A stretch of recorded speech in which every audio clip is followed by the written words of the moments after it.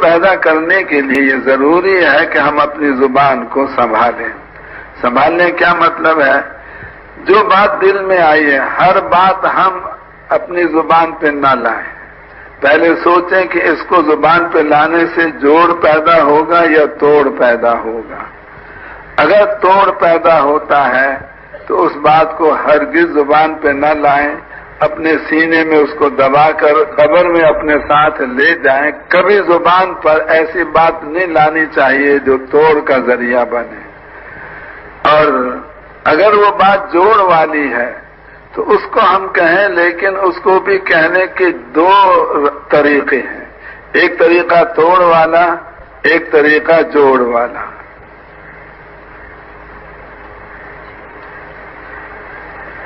مثلا ایک آدمی کو ہم یوں کہتے ہیں کہ آپ کے والد محترم تشریف لائے ہیں، آپ باہر آ کے ان کو ملیں. تو یہ ٹوٹا ہوا آدمی بھی اس عنوان سے ہمارے ساتھ جڑ جائے گا. اور یہ بھی ہم کہہ سکتے ہیں کہ آپ کی والدہ کے خاوند آئے ہیں، آپ کی اماں جان کے خاوند آئے ہیں، یہ بھی ہم کہہ سکتے ہیں، کیونکہ باپ جو ہوتا ہے وہ ماں کا خاوند ہوتا ہے. لیکن اگر اس طرح سے اس کی ہم تعبیر کریں گے تو ٹوٹا جوڑا ہوا بھی ہم سے کٹ جائے گا کہ تم نے میری بھری مجلس میں میری ماں کا نام کیوں لیا اور کیوں کہا کہ ان کا خاوند. حالانکہ یہ حقیقت ہے، جھوٹ نہیں ہے، صحیح ہے، لیکن یہ عنوان ایسا ہے کہ جس سے جوڑا ہوا بھی کٹ جاتا ہے. تو آج ہم لوگ یعنی صحیح بات کو کہتے ہیں مگر ایسے انداز سے کہتے ہیں جس سے توڑ پیدا ہو جاتا ہے. اور حضرت ابوبکر رضی اللہ عنہ کی ایک بڑی صفت یہ تھی کہ وہ توڑ والی بات کا جواب بھی جوڑ والے عنوان سے دیا کرتے تھے. یہ حضرت ابوبکر کے بعد بہت زیادہ ہمیں سیکھنے کی ضرورت ہے، کیونکہ ہمیں پتہ نہیں لگتا کہ ہم توڑتے لوگوں کو زیادہ ہیں یا جوڑتے زیادہ ہیں.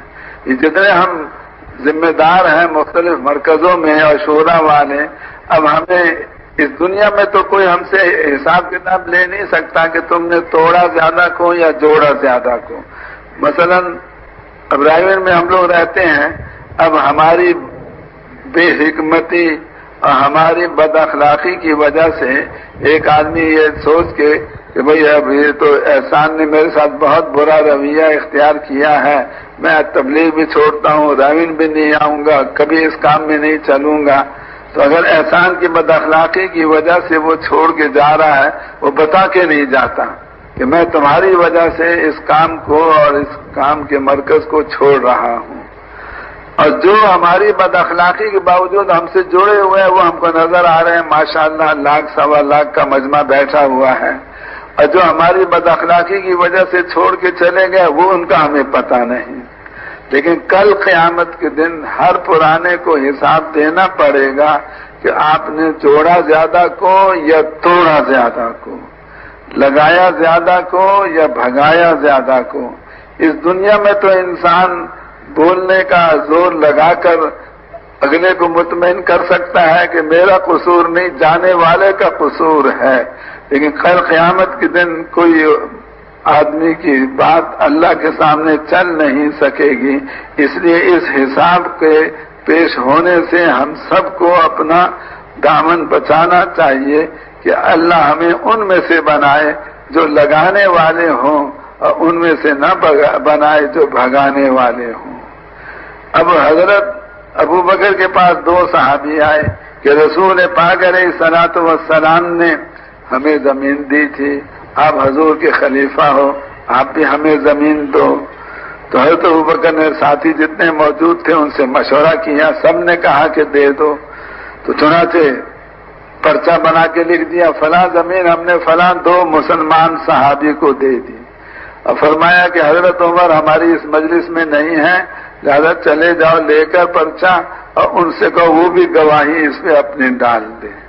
اب وہ گئے، حضرت عمر نے پڑھا، پڑھتے حضرت عمر کو آ گیا غصہ اور فرمایا حضور نے تمہیں دیا تھا کہ اس زمانے میں اسلام کمزور تھا، آج اسلام طاقتور ہو چکا، تمہیں دینے کی کوئی ضرورت نہیں ہے. اور تھوکا اس پرچے پر، پھینک دیا زمین پر، لے جاؤ اپنا پرچہ. اب وہ دونوں حیران کہ امیر وہ ہیں، امیر کے پرچے کو مامور ایسے تھوک کے نیچے پھینک رہا ہے، وہ دونوں پرچہ اٹھا کے حضرت ابو بکر کے پاس پہنچے اور ان سے سوال وہ کیا جس سے توڑ پیدا ہو جائے حضرت ابو بکر حضرت عمر میں۔ یہ پوچھا کہ اے ابو بکر آپ بتائیں آپ حضور کے خلیفہ ہیں یا عمر؟ اب اس کا بجائے جواب کیا بنتا ہے کہ میں خلیفہ ہوں رسول پاک علیہ السلام کا۔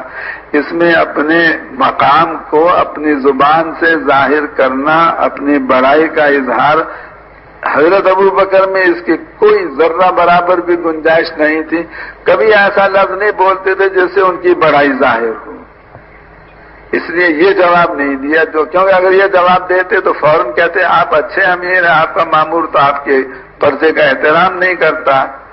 یوں فرمایا ارے بھائی اگر عمر امیر بننا چاہتے تو وہ بن سکتے تھے، کیونکہ پہلے میں نے انصار کو ابو عبیدہ کے پاس بھیجا تھا، انہوں نے انکار کیا، میرے پاس آئے تو میں نے حضرت عمر کے پاس بھیج دیا تھا۔ اگر حضرت عمر اس وقت امیر بننا چاہتے ہیں تو میں نے موقع دیا تھا، وہ نہیں بنے، اس لیے مجبوری میں مجھے بننا پڑا۔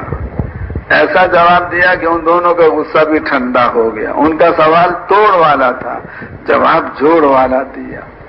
اور پھر حضرت عمر پیچھے سے پہنچ گئے غصے میں بھرے ہوئے اور یوں فرما رہے ہیں کہ اے ابو بکر یہ زمین آپ کی ہے یا مسلمانوں کی؟ نہ بھائی میری نہیں ہے، مسلمانوں کی ہے۔ تو آپ نے مشورے کے بغیر کیسے دے دی؟ اب اس کا جواب حضرت ابو بکر کے پاس ہے کہ سارے مسلمانوں سے ایسے مسئلے میں مشورہ کرنا ممکن نہیں، جتنے میرے پاس تھے ان سے میں نے مشورہ کر لیا تھا، سب نے کہا تھا تو آپ تھے نہیں، آپ کے پاس میں نے پرچہ بھیج دیا۔ تو حضرت ابو بکر حضرت عمر کو ایسا جواب دے سکتے تھے جس سے وہ لاجواب ہو جاتے، لیکن ان کا غصہ اور بڑھ جاتا، تو یہ جواب نہیں دیا کیونکہ اس میں پھر توڑ پیدا ہوتا ہے۔ کیا جواب دیا؟ اے عمر میں نے اسی لیے آپ سے کہا تھا کہ آپ خلیفہ بن جاؤ، میں کمزور ہوں، لوگوں سے دب جاتا ہوں، آپ طاقتور ہو، آپ لوگوں سے نہیں دبتے۔ تو ایسا جواب دیا کہ جس سے حضرت عمر کا بھی غصہ ٹھنڈا ہو گیا۔ سوال توڑ والا اور جواب اس کا جوڑ والا۔ آج امت کے بے شمار ٹکڑے ہو چکے ہیں اور جو امت کو تقسیم کرتا ہے، کچھ کو اپنا سمجھتا ہے، کچھ کو غیر سمجھتا ہے، وہ رسول پاک علیہ السلام اور صحابہ کی محنت پر پانی پھیرتا ہے اور امت پنے کو وہ ذبح کرتا ہے۔ اس لیے اللہ ہمیں ان میں سے نہ بنائے جو امت میں توڑ پیدا کرنے والے، اللہ ہمیں ان میں سے بنائے جو امت میں جوڑ پیدا کرنے والے ہوں۔ کیوں بھائی یہ صفت اپنے اندر پیدا کریں گے نا انشاءاللہ۔ پہلے تولو پھر بولو، ہر بول سے پہلے سوچیں کہ یہ بول جوڑ والا ہے توڑ والا ہے۔ اگر جوڑ والا ہے اس کو اس انداز سے بیان کریں جس سے جوڑ پیدا ہو، ورنہ جوڑ والی بات کو بھی آدمی توڑ والے الفاظ سے کہہ سکتا ہے۔